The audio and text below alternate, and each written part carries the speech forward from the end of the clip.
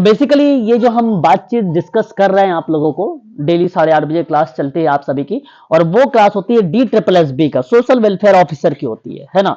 आपका आगामी परीक्षा संडे को है ESIC का, 13 तारीख को जस्ट उसके बाद UGC नेट का है, 18 तारीख को एम्स का है, और MPPSC का भी डेट निर्धारित नहीं की गई है, और इसका एग्जाम मई में होगा आपको 2024 में।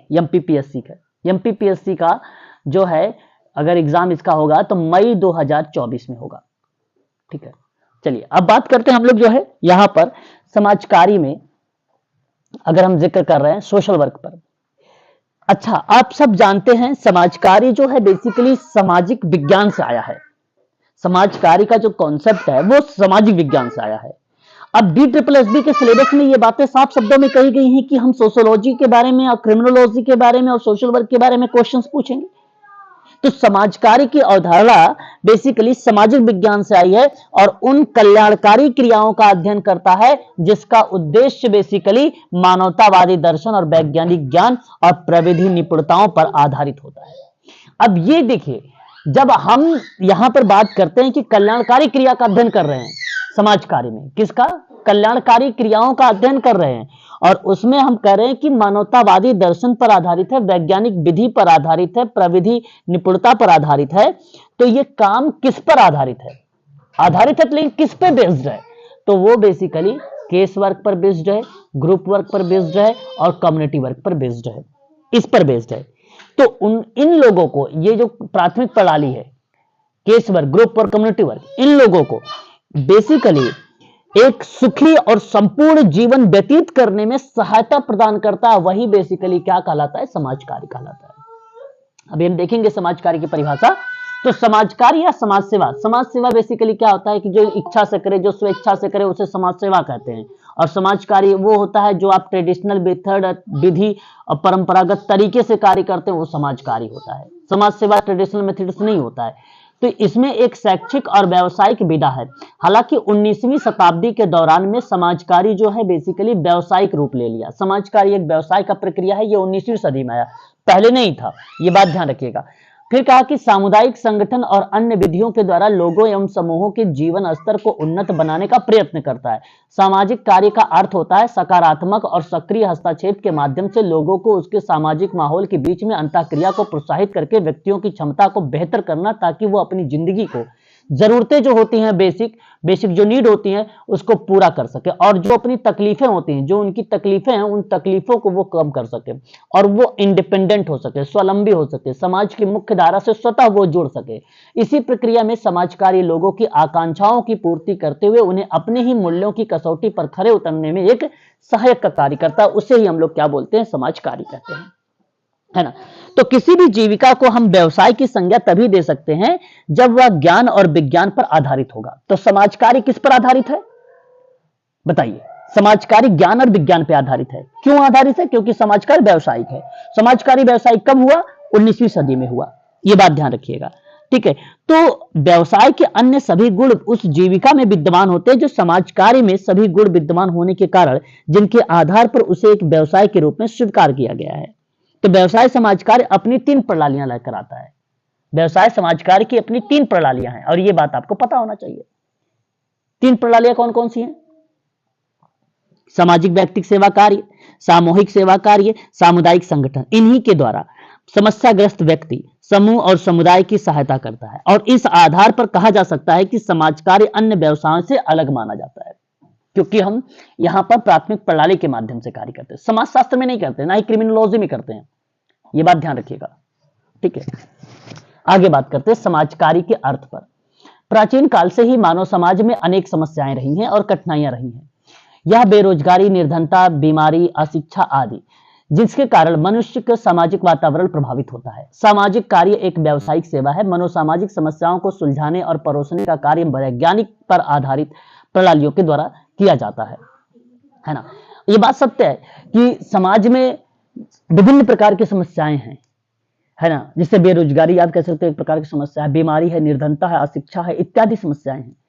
इन समस्याओं में अगर हम बात करते हैं तो इन समस्याओं से निजात दिलाने के लिए जो कार्य करता है वो सामाजिक कार्यकर्ता करता है काम।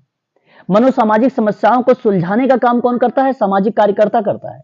और वो किस तरीके से करता है? वैज्ञानिक ज्ञान के आधार पे करता है, प्रविधि के आधार पे करता है, मानवतावादी के दर्शन के आधार पे करता है ना, इत्यादि के आधार पर जो है जो 3 प्रणालियां हैं, जैसे चाहे वो केस वर्क के माध्यम से करे, वो ग्रुप वर्क के माध्यम से करे, वो कम्युनिटी वर्क के माध्यम से करे, इन माध्यम से उसे समाज की मुख्य धारा से जोड़ने का प्रयास करता है। एक व्यक्ति हमेशा अपनी जरूरतों को पूरा नहीं कर सकता।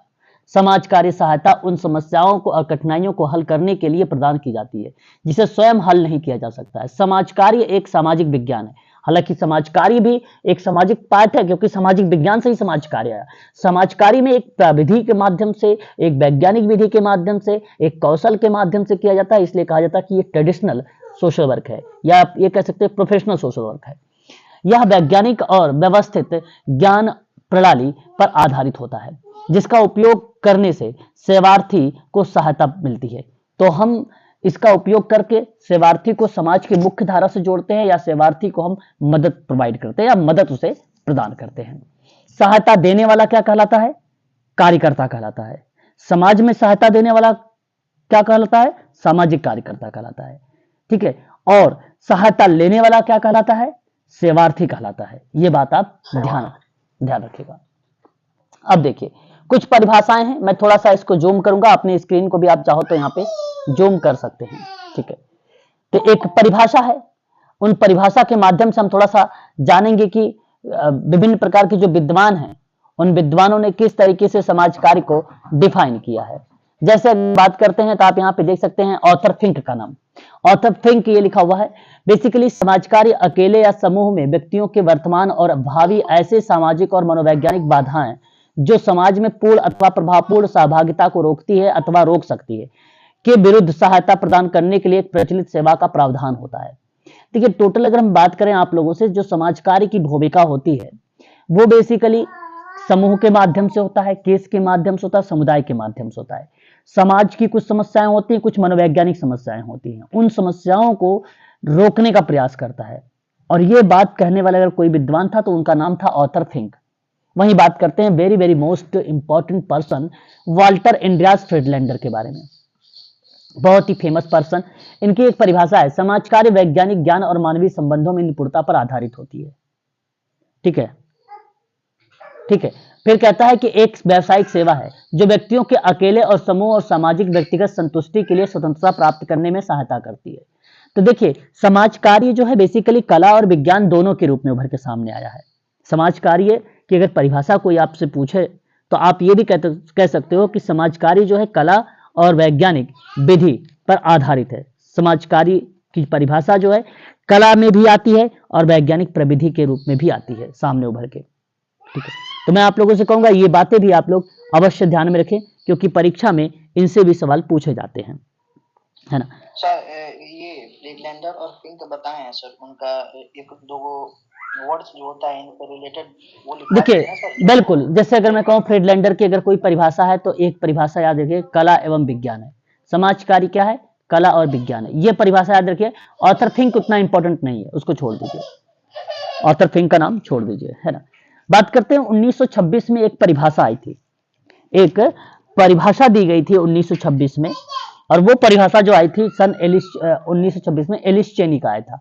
इन्होंने कहा था कि समाज में सभी स्वैच्छिक प्रयास शामिल है। तो मैं यहाँ पे आपसे कहूंगा केवल और केवल अगर किसी की परिभाषा में कोई शब्द आता है तो वो स्वैच्छिक प्रयास आता है, और स्वैच्छिक प्रयास की कोई प्रक्रिया अगर है तो वो एलिस चेनी की है। ठीक है। 1926 में ये बात कही थी, जिसका संबंध सामाजिक संबंधों से होता है जो वैज्ञानिक ज्ञान और विज्ञान प्रणालियों पर उपयोग करते हुए उसके कार्य को किया जाता है। ठीक है। तो ये एलिस चेनी की परिभाषा बन जाती है। ठीक है। उसके बाद अगर हम बात करते हैं तो देखिए ये 3 परिभाषा मैंने आपको बताया, लेकिन इसके अंतर्गत कुछ ऐसे विद्वान हैं जिनको परिभाषा आप लोगों को ध्यान में रखना पड़ेगा, और वो कौन कौन सी परिभाषाएं हैं मैं आपको अलग से यहाँ पर बता देना चाहूंगा ताकि आप उसे नोट कर लीजिए, अगर एग्जाम में पूछा जाए तो आप इजिली उसको बता सके। एक विद्वान का नाम आता है बीजी खेर। बीजी खेर की परिभाषा परीक्षा में पूछी भी जा चुकी है, और इनकी जो परिभाषा है समाज कार्य गत्यात्मक कार्य है। समाज कार्य क्या है? एक गत्यात्मक कार्य है। यह परिभाषा अगर कोई पूछा जाए तो आप सीधा बीजी खेर का नाम लिखाइएगा। उसके बाद अगर हम बात करते हैं तो एक विद्वान का नाम आता है वाल्टर इंद्रास फ्रीडलैंडर। और फ्रीडलैंडर की परिभाषा अभी अभी मैंने आपको बताया है। समाज कार्य क्या है, बताइए आप। समाज कार्य विज्ञान एवं कला। कला एवं विज्ञान या विज्ञान एवं कला, बिल्कुल बात आप कह सकते हो, ये करेक्ट जवाब है आपका। ये वाल्टर इंद्रास फ्रीडलैंडर की परिभाषा बन जाएगी। ठीक है, उसके बाद अगर हम लोग बात करते हैं तो हमारे सामने एक विद्वान का और नाम आता है, वो यंग लार्ड नाम आता है। Young Lord. यंग लार्ड की परिभाषा अगर हम लोग बात करते हैं तो उनकी परिभाषा बनती है समाज कार्य जो है व्यक्ति, समाज कार्य व्यक्ति द्वारा पर्यावरण, व्यक्ति द्वारा पर्यावरण के साथ अंतर संबंध है, के साथ अंतर संबंध है। ठीक है, उसके बाद अगर हम लोग बात करते हैं, एक नाम आप लोगों ने सुना होगा कोनोफ्का का नाम। क्या नाम सुना होगा? कोनोफ्का का नाम सुना होगा। कोनोफ्का के अगर हम परिभाषा की बात करते हैं तो याद रखिएगा, समाज कार्य जो है, समाज कार्य नैतिक, समाज कार्य नैतिक मांगों पर आधारित है, मांगों पर आधारित है। ये परिभाषा हो जाएगी समाज कार्य के अंतर्गत। तो ये कुछ इंपॉर्टेंट परिभाषाएं थी, इस चीज को आप लोग ध्यान रखिएगा। ठीक है, याद रहेगा आप लोगों को, एक बार स्पष्टीकरण कर दीजिएगा।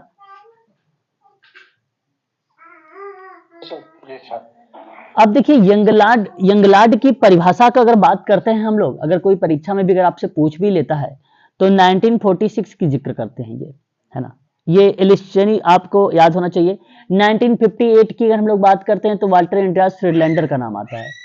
ठीक है, यहां पर हमें देखने को मिल जाता है यंगलाड, सॉरी वाल्टर इंद्रास फ्रीडलैंडर की परिभाषा में। ठीक है, और अगर हम लोग बात करते हैं तो ठीक है, इतनी आप ये दो तीन जो है परिभाषा। ऑथर फिंक आपको मैंने भी बताया था, ऑथर फिंक की परिभाषा, ऑथर फिंक की जो परिभाषा थी, आप चाहो तो इनकी परिभाषा में 1943 लगा सकते हो, 1943 लगा सकते हो। ठीक है, ये बात आप ध्यान रखिएगा। ठीक है, क्लियर हो गया? इतनी बातें आपको बता दीजिए एक बार। समाज कार्य की ये जो थी थोड़ी सी परिभाषाएं थी जो मैंने अभी आप लोगों से जिक्र किया है। अब मैं आप लोगों को थोड़ा सा वाल्टर एंड्रियास फ्रीडलैंडर की, ठीक है, वाल्टर एंड्रियास फ्रीडलैंडर की कुछ किताबों पे बात कर लेते हैं हम लोग, क्योंकि आपने इनका नाम सुना भी है, इंपॉर्टेंट पर्सन है, ऑथर है ये। इनसे संबंधित परीक्षा में आप लोगों से किताबें सोशल वर्क में पूछी जाती हैं, है ना, इनकी बुक को लेकर। तो इनके बुक का नाम आप सभी लोग थोड़ा सा नोट कर लीजिएगा प्लीज, क्योंकि परीक्षा में हो सकता है आप लोगों को देखने को मिल जाए, है ना। पहली बुक, एक किताब का इनका जो नाम था,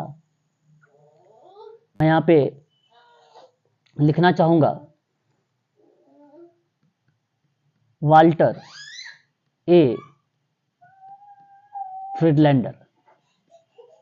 पहली बात, इनका जो कहना है कि समाज कार्य जो है दो प्रणालियों पर आधारित है। एक है प्राथमिक प्रणाली,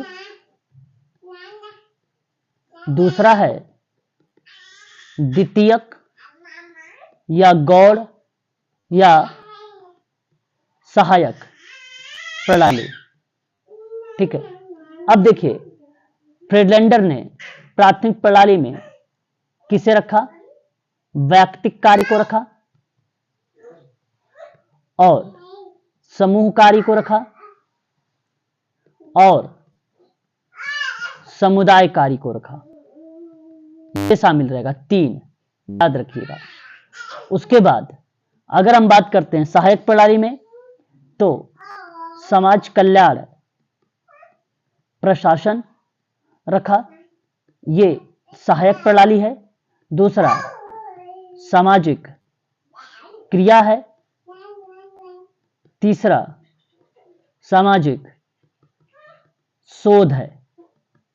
ये किसने बताया? Walter Andreas Friedlander. तो एक बात तो ये क्लियर हो गई। आगे बढ़ते हैं, अगला कॉन्सेप्ट। इनका अगला कॉन्सेप्ट जो है, इन्होंने जो कॉन्सेप्ट अगला दिया है, उस किताब का नाम इन्होंने लिखा था और वो था कॉन्सेप्ट्स एंड, क्या था, concepts and method of social work, of social work. Walter Andreas Friedlander का ये कॉन्सेप्ट है। मैं चाहूंगा इस किताब को भी आप लोग जरूर ध्यान में रखें, क्योंकि ये परिभाषाएं परीक्षाओं में भी पूछी जाती हैं। अच्छा, ये किताब आई कब थी, प्लीज बताइएगा एक बार जरूर मुझे कि यह कॉन्सेप्ट जो है कब इन्होंने ये किताब मेंशन किया था, concept methods of social work का। ये किताब कब इनके द्वारा रचित है या कब इसके द्वारा दी गई थी, तो बता दीजिएगा आप लोग। 1958। क्या बताएंगे आप लोग? 1958 बताएंगे। क्लियर रहेगा? साथ साथ बोलते भी चलिएगा आप सभी लोग। जी सर। हाँ, दूसरा एक इनके अंतर्गत एक कॉन्सेप्ट और आया। अगर हम दूसरे कॉन्सेप्ट की बात करता हूं, इनकी एक और किताब आई और उस किताब का इन्होंने नाम रखा था इंट्रोडक्शन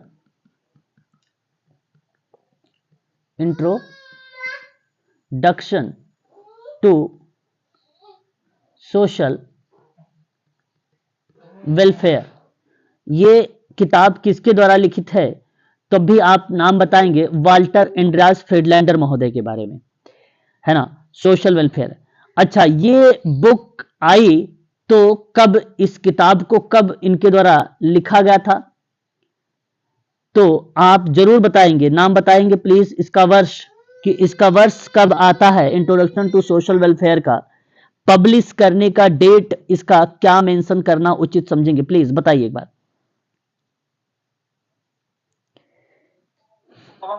जी 1957। अच्छा, और भी कोई लोग? 1980 1 जनवरी को ये किताब जो है पब्लिश की गई। इंट्रोडक्शन टू सोशल वेलफेयर, नाम याद रखेंगे आप सभी लोग। इंट्रोडक्शन टू सोशल वेलफेयर बहुत ही फेमस किताब रही है समाज कार्य के अंतर्गत। इस किताब को लेकर कई बार परीक्षाओं में भी सवाल पूछा जा चुका है। ठीक है, क्लियर रहेगा? बताते चलिए साथ साथ। ठीक है, बस ये, हाँ, ये 2-3 बातें आपको यहां पर ध्यान में रखना होगा। ठीक है, और एक परिभाषा मैंने अभी आप लोगों को ऊपर बता दिया हूं। ठीक है, चलिए आगे बढ़ते हैं। अब देखिए, समाजकारी बेसिकली 3 टाइप का यहां पर बताया गया। समाजकारी जो बताया गया वो कितने प्रकार बताए गए? 3 प्रकार बताए गए। एक बताया गया केस वर्क, एक बताया गया ग्रुप वर्क, एक बताया गया कम्युनिटी वर्क। अब मेन हालांकि इन पे मैं बातचीत करूंगा आप लोगों से, लेकिन थोड़ी थोड़ी सी बातें आपको ये जान लेना अत्यंत आवश्यक है कि 3 प्रकार हैं क्या, कौन कौन से समाज सेवा का पार्ट है। ठीक है, तो देखिए, एक तो व्यक्तिगत समाज सेवा होता है।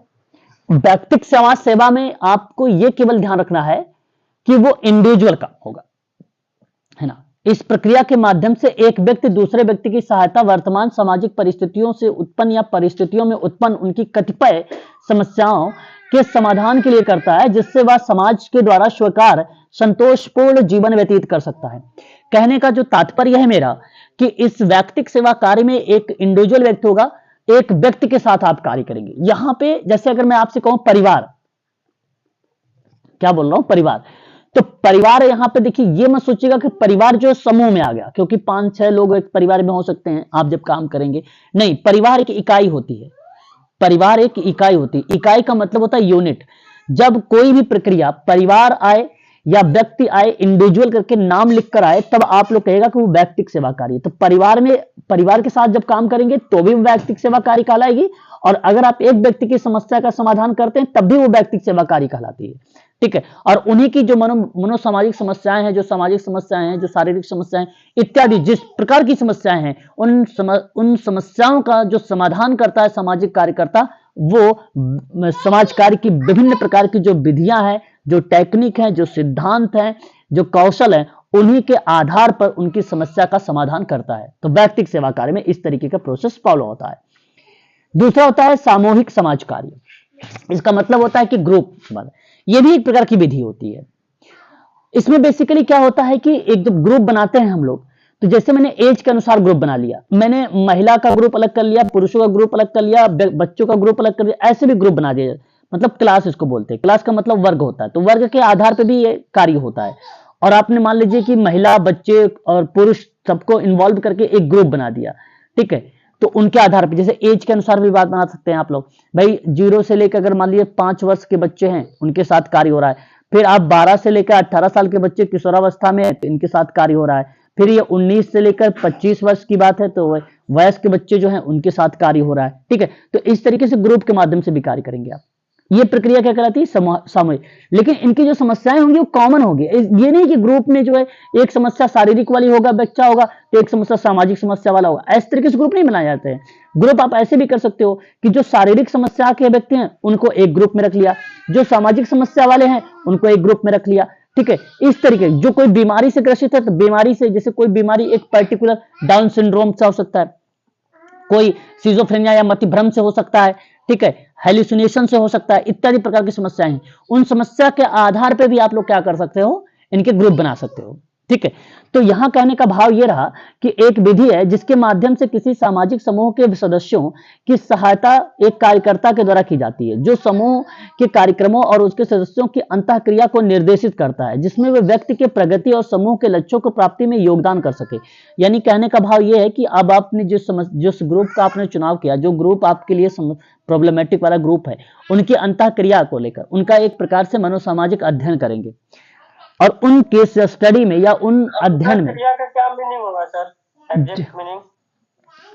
अंतःक्रिया का मतलब ये होता है कि उसकी पर्टिकुलर कोई समस्या है अंतःक्रिया में, है ना? अंतःक्रिया का तात्पर्य, ओके, देखिए अंतःक्रिया का जो तात्पर्य होता है सर, जैसे अगर मैंने कहा कि मेरी कोई समस्या है, ठीक है, अब मेरी समस्या अंतःक्रिया है। अंतःक्रिया आप ऐसे भी कह सकते हो कि सामाजिक के संबंध में हो सकती है, या आप ऐसा भी कह सकते हो अंतःक्रिया में कि मान लीजिए कोई मनोसामाजिक समस्या हो सकती है, भीतर ही भीतर चलने वाली कोई क्रिया हो सकती है, ठीक है, तो कोई बीमारी हो सकती है, तो पर्टिकुलर मेरी कोई समस्या है, वो अंतःक्रिया है। तो ग्रुप में अंतःक्रियाओं की समस्याओं का समाधान, तो अंतःक्रिया भीतर ही भीतर चलने वाली क्रिया को अंतरक्रिया कहते हैं, और भीतर ही भीतर चलने वाली जो भी समस्या उन्हीं को रिप्रेजेंट करता है, ठीक है। अंतःकरण को शुद्धिकरण की प्रक्रिया में भी जाना जाता है अंतःकरण को। इंटरेक्शन कहते हैं या इंटरवर्किंग भी बोला जाता है अंतःक्रिया को, है ना। अब आपसी प्रभावों की एक प्रणाली के साथ बधे हुए सामाजिक सदस्यों के परस्पर अंतःक्रिया सामाजिक अंतःक्रिया कहलाती है। तो एक परिभाषा अगर आप चाहो तो यहां पे लिख सकते हो सिराज जी, तो मैं आपको लिख देता हूं यहां पे आपसी, ठीक है, प्रभावों की एक प्रणाली में एक साथ, अब समझिए यहां पे एक साथ की बात आई है तो यानी ग्रुप हो रहा है, एक साथ बंधे हुए,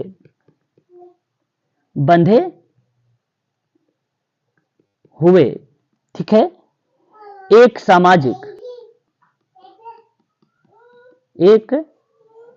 सामाजिक सदस्यों के परस्पर यानी ट्रेडिशनल परस्पर अंतः क्रिया सामाजिक अंतः क्रिया कहलाती है, ठीक है। तो ये उसका पार्ट बन जाएगा, तो इसे हम लोग क्या बोलेंगे? अंतःक्रिया के रूप में जानते हैं। अंतःक्रिया इन्हीं को कहा जाता है। अब अंतःक्रिया में परिपेक्ष में, ठीक है, बिजनेस से सामान खरीदारी की बात हो, ग्रुप में किसी विषय पर चर्चा की बात हो, यह अंतःक्रिया है। ये सभी उदाहरण हैं अंतःक्रिया के, है ना, सामाजिक अंतःक्रिया। अब देखिए टीवी पर धारावाहिक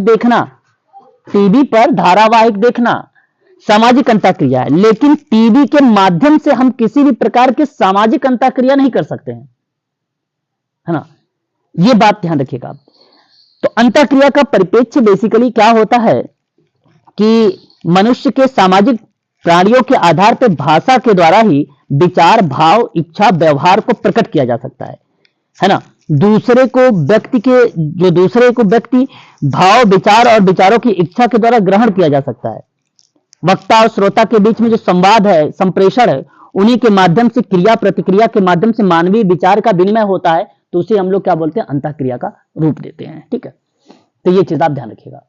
आगे हम बात करते हैं अगले शब्दों में।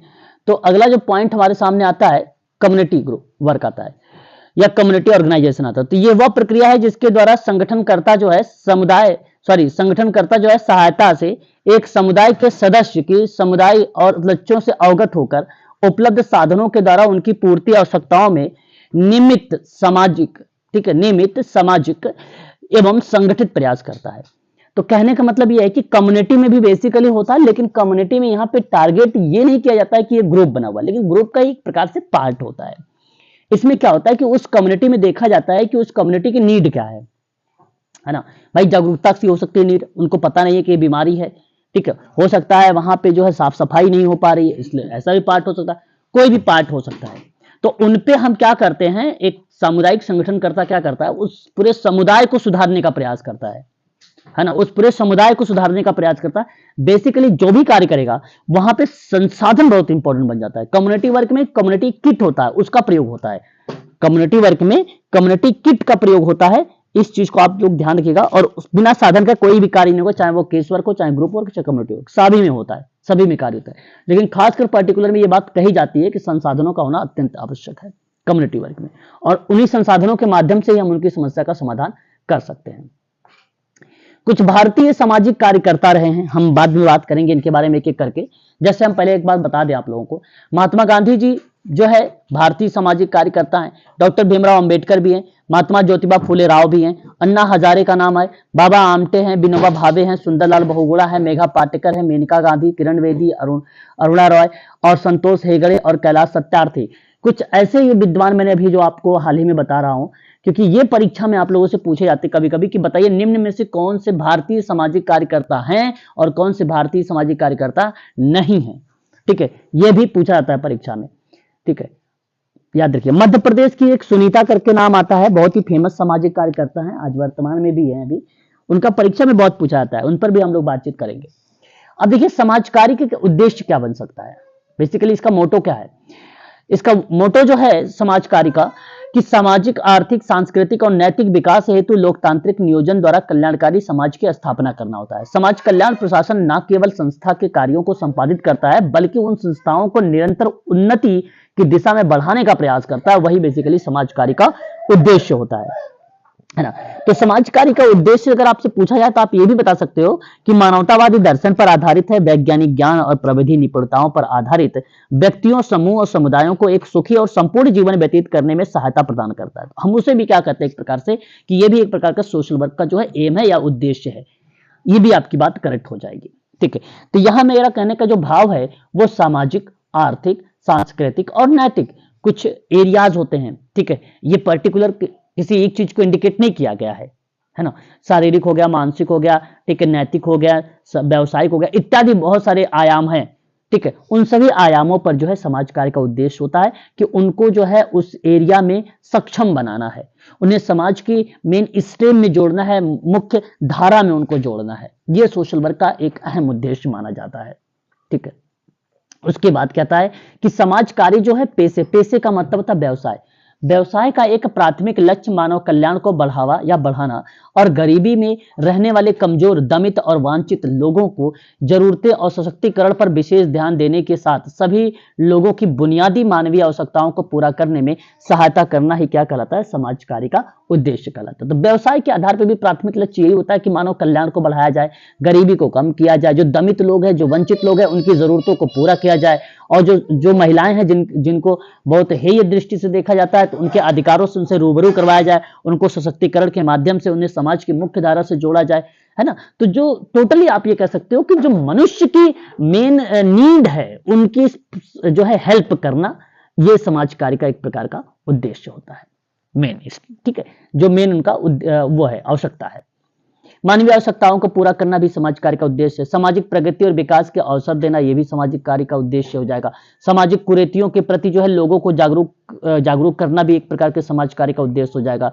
व्यक्तियों में स्वयं सहायता की क्षमता का विकास करना, यानी व्यक्ति स्वयं आत्मनिर्णय यानी इंडिपेंडेंट हो सके, स्वतः निर्णय ले सके, है ना, स्वयं अपनी मदद कर सके, तो इसलिए वहां पर भी ये समाज कार्य का उद्देश्य बन जाता है। समाज में अगर हम बात करें, शांति व्यवस्था को कायम करने का भी प्रयास करना, लोगों की मानसिक समस्याओं को हल करने में भी उसकी मदद करना, लोगों में सामंजस्य की क्षमता को विकसित करना, लोगों के अपने जीवन में सुख और शांति का अनुभव कराना, लोगों की सामाजिक गतिविधियों को प्रभावी बनाने में मदद करना, समाज की समस्याओं को दूर करने में जनमत तैयार करना, है ना, इत्यादि इसी तरीके के बहुत सारे जो हैं उसके उद्देश्य रखे गए हैं।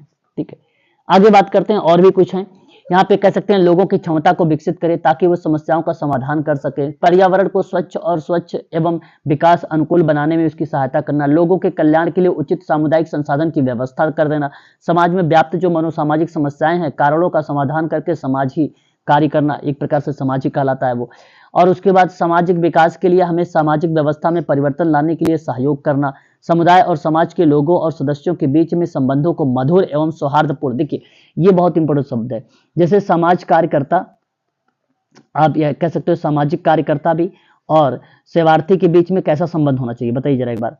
सामाजिक कार्यकर्ता प्लस में सेवार्थी के बीच कैसा संबंध होना चाहिए, तो संबंध बेसिकली सौहार्दपूर्ण, ये ऑप्शन में आपको लिखा हुआ मिलता है। ठीक है, तो ये आप ध्यान रखिएगा, ये बहुत इंपॉर्टेंट पॉइंट है, इस पॉइंट को आप नोट कर लीजिएगा। व्यक्तियों के लोकतांत्रिक मूल्य और विकास करना, नागरिक अधिकारों को प्राप्त करने में सहायता करना, सामाजिक परिस्थिति की आवश्यकता के अनुसार कानून बनाना एवं मौजूदा कानून या अधिनियम में वांछित संशोधन का सुझाव देना। जैसे आप लोगों ने देखा अभी पॉक्सो एक्ट में संशोधन हो जाता है, फिर किशोर न्याय अधिनियम में भी संशोधन होता है, तो उसके आधार पर भी समाज कार्य जो है किया जाता है। ठीक है, तो ये बेसिकली जो है कुछ उद्देश्य थे, जो उद्देश्यों को यहाँ पे शामिल किया गया था। ठीक है, अब देखिए समाज कार्य की कुछ प्रमुख विशेषताएं हैं, उसकी कुछ विशेषताएं होती हैं, जैसे आप लोग को पता है, ठीक है, कि किसकी क्या विशेषताएं हो सकती हैं। अंकित सिंह कह रहे हैं भाई कि लिंक आज एक्टिव होना था, अभी हुई नहीं, कल से एक्टिव हो जाएगी। अच्छा, अंकित सर कहने का तात्पर्य है कि इन्होंने DSSB की साथ बात कर रहे हैं। बिल्कुल, समाज कार्य की विशेषता कहता है कि समाज कार्य समस्याग्रस्त लोगों की सहायता प्रदान करने का कार्य करती है। बिल्कुल सही बात है, समाज कार्य जो है सेवार्थी में स्वयं सहायता की क्षमता को उत्पन्न करने की बात करता है। समाज कार्य सहायता किसी व्यक्ति या समूह के समुदाय को प्रदान की जाती है। समाज कार्य एक व्यावसायिक सेवा होती है जिसमें वैज्ञानिक और व्यवस्थित ज्ञान प्रणाली पर आधारित होता है। देखिए ये विशेषताएं हैं, विशेषताएं का मतलब सिंपल सी बात है भाई, आप लोग जानते, देखो मुझे यहाँ सरल शब्दों में सब चीजें लिखी गई हैं। समस्याग्रस्त लोगों की सहायता करना उसकी खास विशेषता होती है, सोशल वर्क की। स्वयं सहायता की बात करता है तो ये की खास विशेषता होती है। किसी व्यक्ति या समूह या समुदाय को अगर हम बात कर रहे हैं यहाँ पे मदद करने की, तो भी इसकी विशेषता, ये समाज कार्य की विशेषता है भाई। एक पेन की विशेषता क्या है, पेन की विशेषता ये है कि अगर मान लीजिए उसमें इंक भरी हुई है, पेन लिखने का कार्य करती है, उसी तरीके से समाज कार्य की क्या विशेषता है, लोगों की सहायता देने की बात करती है, लोगों की क्षमता का उत्पन्न करती है, लोगों में इंडिपेंडेंट बनाने का कार्य करती है, ये उसकी विशेषता होती है। तो समाज कार्य एक मनोसामाजिक अध्ययन करने की बात करता है। समाज कार्य की विशेषता यह है कि समस्याओं का निदान करना, यानी डायग्नोसिस करने का काम करता है, मूल्यांकन भी करता है, बाद में उसको पुरस्कृत भी करता है समाज कार्य का, ये भी एक प्रकार की विशेषता मानी जाती है। ठीक है, अब देखिए समाज कार्य की कुछ विधियां होती हैं, जैसे मैंने अभी आपको बताया था प्रणालियों के बारे में, और ये विधियां या प्रणालियां जो है एक ही होती हैं, और ये किसके द्वारा दी गई हैं, तो ये फ्रीडलैंडर के द्वारा दी गई हैं। मैंने अभी आपको बताया भी था, 6 प्रणालियां हैं।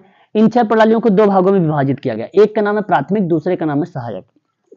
सहायक को और भी नाम से जाना जाता है, इसे गौड़ भी कहा जाता है, और क्या कहा जाता है, द्वितीयक भी बोला जाता है ना, सेकेंडरी भी कहा जाता है इसको। ठीक है, अब देखिए प्राथमिक प्रणाली में आप लोग सबको मालूम है कि भाई केस वर्क आता है, ग्रुप वर्क आता है, कम्युनिटी वर्क आता है, ये आते हैं ये 3। सहायक प्रणाली में कौन कौन आता है, समाज कल्याण प्रशासन आता है, और समाज कार्य अनुसंधान और सामाजिक क्रिया आती है ना, बताते रहिए, क्लियर है।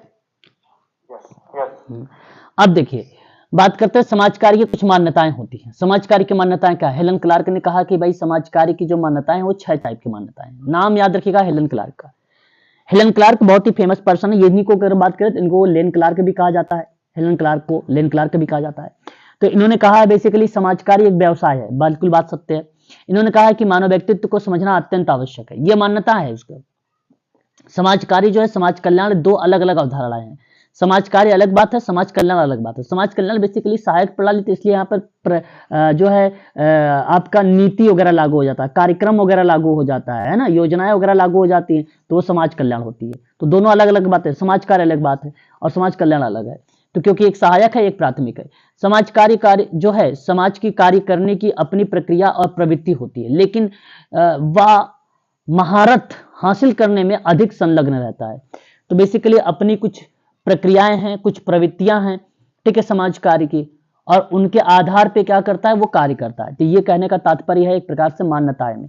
फिर कहता है सामाजिक कार्यकर्ता अपने समुदाय के संसाधनों का बहुत गहरा ज्ञान होना चाहिए। बिल्कुल, अगर सोशल वर्कर को नॉलेज नहीं होगी टेक्निक वगैरह के बारे में या प्रिंसिपल्स वगैरह के बारे में, नॉलेज वगैरह के बारे में, तो कैसे काम करेगा। तो इसलिए कहा जाता है, ये मान्यता है, हेलन क्लार्क ने कहा है कि सोशल वर्कर को जो है अपने समुदाय के संसाधनों के बारे में बहुत गहरा जानकारी होना चाहिए। सामाजिक कार्यकर्ता व्यक्तिगत और पर्यावरणीय आवश्यकताओं के प्रति जो है जागरूकता होना भी चाहिए। यानी बेसिकली कहने का तात्पर्य है कि पर्यावरण के संबंध में उसे भी जागरूकता होना चाहिए, व्यक्ति के संबंध में भी उसे जागरूकता होना चाहिए। व्यक्तिगत कोई समस्या है, वो क्या कारण बनाती है, उन कारणों को जानने के लिए अत्यंत आवश्यक होता है। तो ये 6 के 6 जो है बेसिकली क्या होती है, हेलन क्लार्क की मान्यताएं होती है। हेलन क्लार्क की एक किताब आई थी, आप लोगों को पता होगा, उस किताब का नाम आपको पता है क्या, हेलन क्लार्क की सन 1947 की किताब है, बताइए किताब का क्या नाम है, बोलिए। हाँ, principle and practice of social work. इस किताब में 3 बातें कही गई हैं।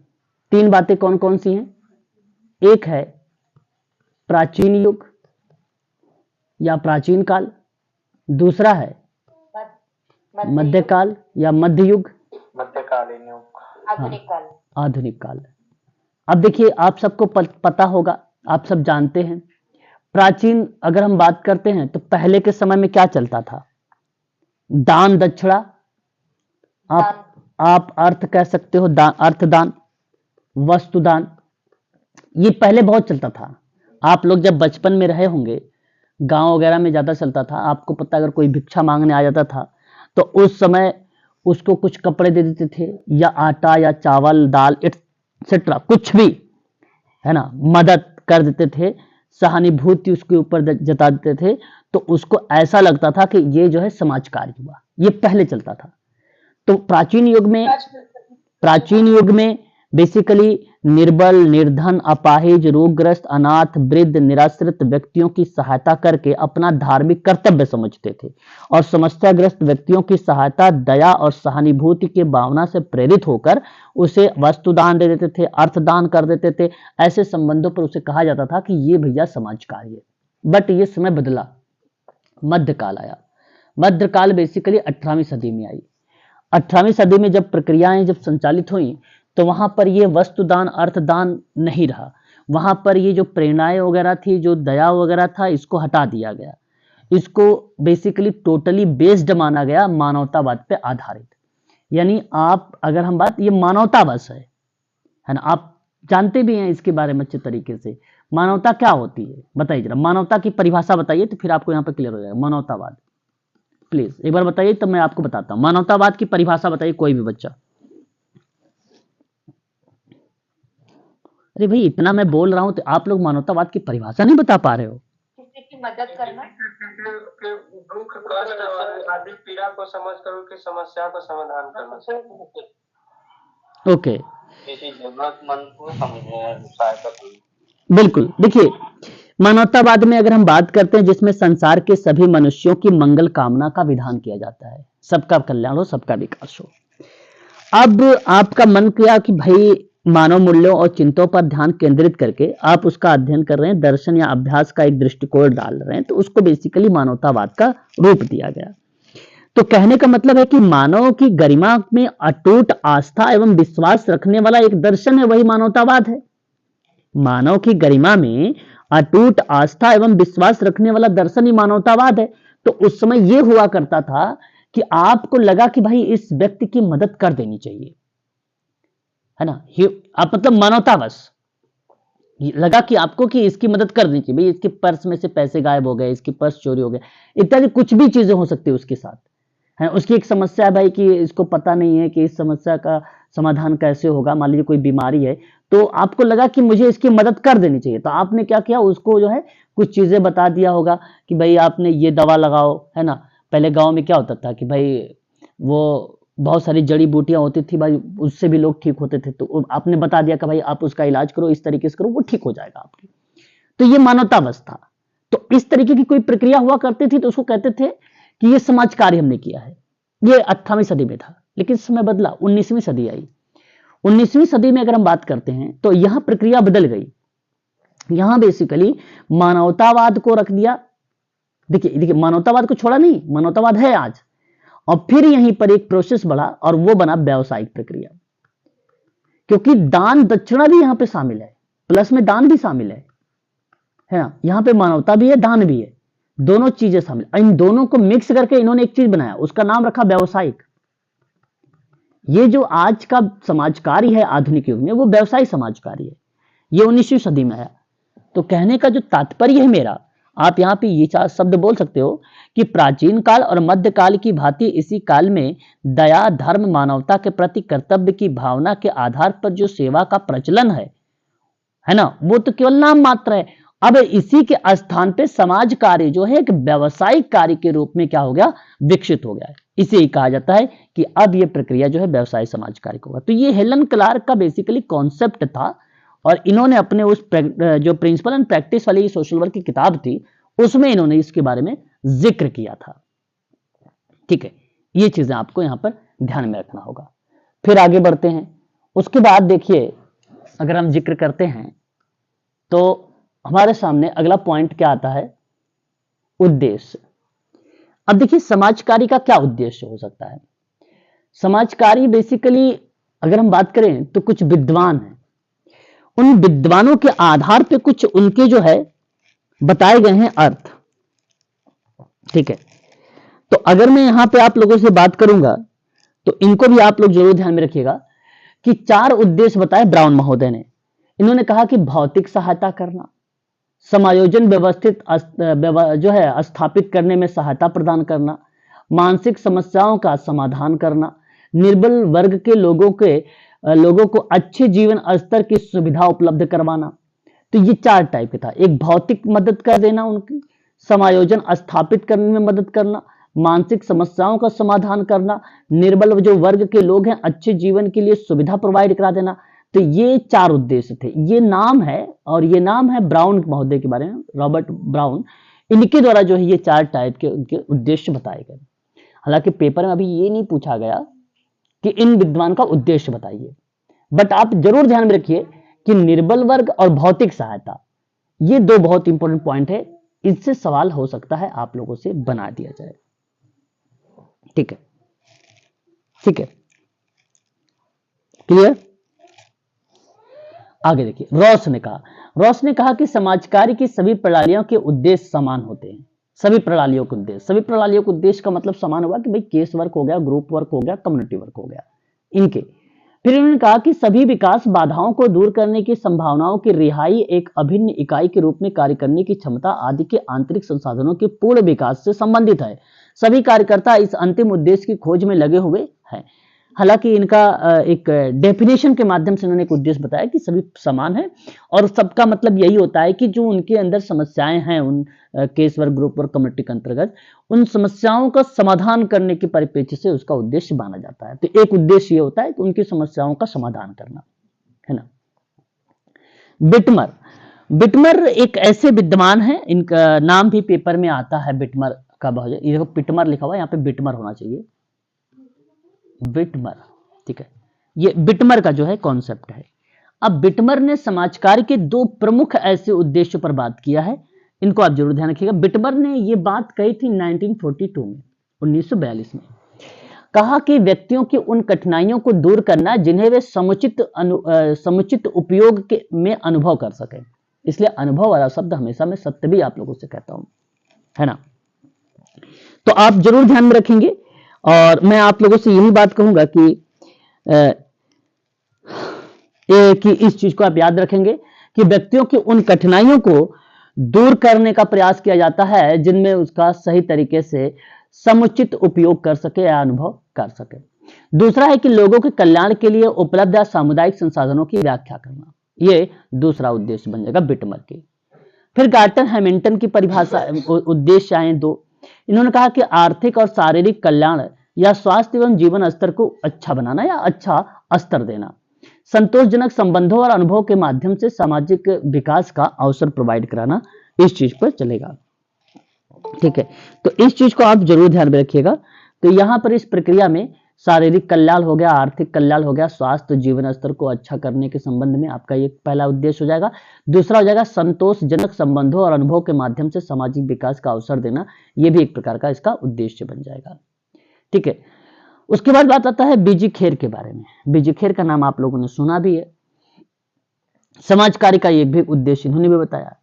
इन्होंने कहा कि जैसा कि आमतौर पर समझा जाता है कि सामाजिक अन्याय को दूर करना, पीड़ा को दूर करना, यातना को रोकना, समाज की कमजोर समस्याओं को अपने और अपने परिवार के पुनर्वास में मदद करना, है ना। तो सारांश में इनका कहने का तात्पर्य यह कि इनका जो उद्देश्य बना बीजी खेर का, इन्होंने कहा कि भौतिक आवश्यकता हो गई, बीमारी हो गई, अज्ञानता हो गया, मलिनता हो गया, निष्क्रियता की 5 जो है दानवाकार बुराइयों के लड़ने में सहायता करना। आपने एक नाम सुना होगा, मुझे उम्मीद है, बेब्रिज रिपोर्ट के अंतर्गत। बेब्रिज रिपोर्ट के अंतर्गत 5 महामंदियों के बारे में बात की गई है। पता है आपको? बेब्रिज रिपोर्ट 1942, मुझे उम्मीद है कि आप लोग को मालूम होगा। मैंने भी हाल ही में एक पीएचडी का पेपर लिया था और वहां पे मैंने आप लोगों से बात भी किया था इसके बारे में, और बहुत इंपॉर्टेंट शब्द है जो परीक्षाओं में कई बार बेब्रिज रिपोर्ट को लेकर पूछा जाता है। ठीक है, तो 1942 में बेसिकली जो बेब्रिज रिपोर्ट थी वो सरकारी रिपोर्ट के द्वारा प्रकाशित हुई थी। वो बेसिकली कल्याणकारी राज्य की स्थापना करती थी।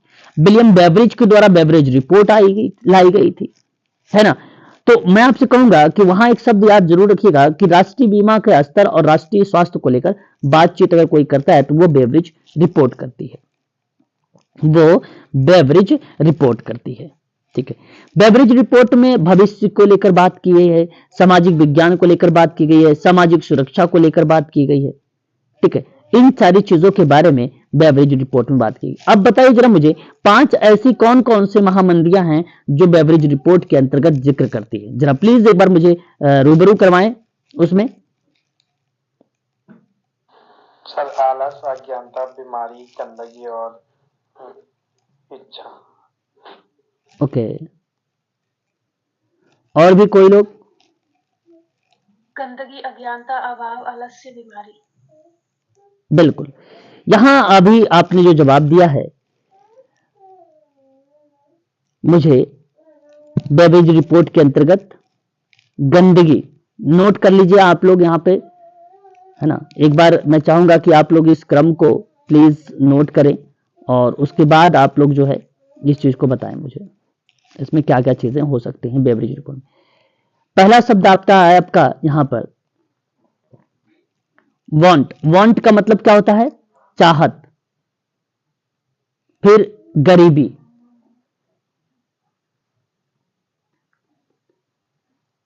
फिर अज्ञानता, फिर गंदगी, फिर आलस। ये 5 बुराइयां हैं। इन 5 बुराइयों को आप जरूर ध्यान में रखिएगा। ठीक है,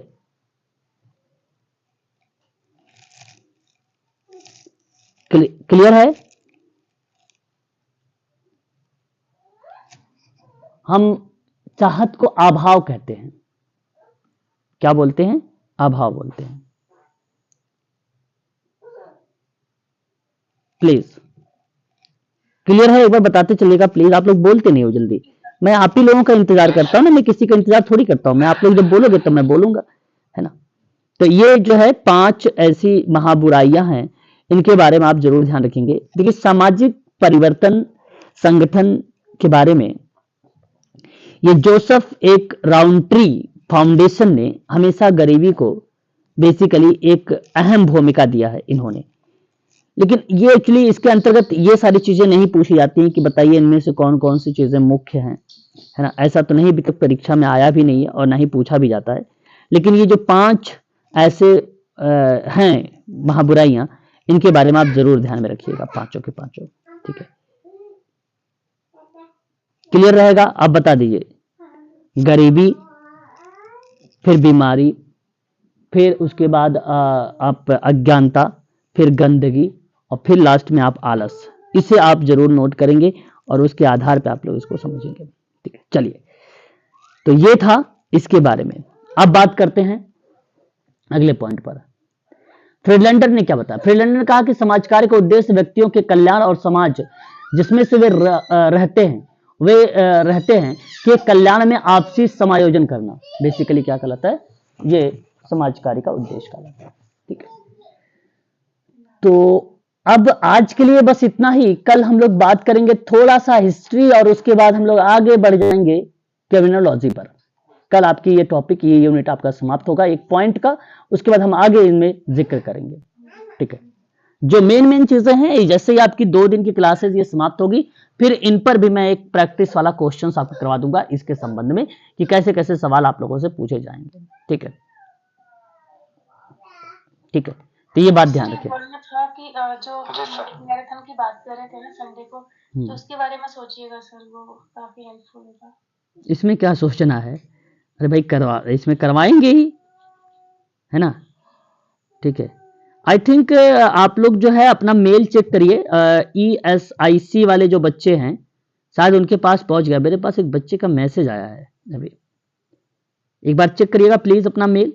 क्या वहां पर आप देख सकते हैं ESI का एडमिट कार्ड आ गया है, आ चुका है। ठीक है, एक बार देख लीजिएगा। तो जाते जाते आप लोग एक और जानकारी यहां पर ले लीजिए, ESIC का जो है एडमिट कार्ड शायद आ चुका है ना। सर MSW का तो कोई डेट नहीं है ना अभी, पता नहीं कब तक होगा, कुछ पता नहीं करें। किसका सर? MSW वाला मेडिकल अभी नहीं, अभी आप उत्तराखंड के लिए सर आप केवल प्रैक्टिस करिए। अभी प्रैक्टिस आप क्वेश्चन नहीं कर रहे हैं सर। बीपी सर हो ना आप? जी। हाँ बीपी सर, कहाँ आप रह जाते हो बताओ? क्वेश्चन का आप प्रैक्टिस नहीं कर रहे हो आजकल, मजा नहीं आ रहा है। प्रैक्टिस करो, थोड़ा सा मजा आएगा, है ना। ठीक है सर, प्रैक्टिस में आप देखो आपका कॉन्सेप्ट क्लियर है। अब आप पता कैसे चलेगा कि आपको भाई ये सारी चीजें। अब आप देखिए, आज भी नहीं ज्वाइन किया, अभी आपको मैं एक वीडियो का लिंक दूंगा, प्लीज आप उसे देखिएगा खाली समय में। ठीक है ना, मजा आएगा। क्योंकि हाँ क्योंकि ना दिन में क्लास सर, थोड़ा सा ऑफिस टाइमिंग ऐसा है कि शाम को ही फ्री हो पाते हैं। हाँ बिल्कुल, उतना टाइम नहीं पाता। ठीक है, नहीं आप पढ़िए। आपके एग्जाम रिलेटेड क्वेश्चन बोले थे सर, वो वाला सब भेज दीजिए जो भी एग्जाम अभी तक हुआ है सर। मेडिकल सोशल वर्क का, बिल्कुल मैं अभी आपको वो भी जो है व्हाट्सएप कर दूँ। तो मैं कितने बजे आप करते हैं वो क्लास, कितने बजे वाली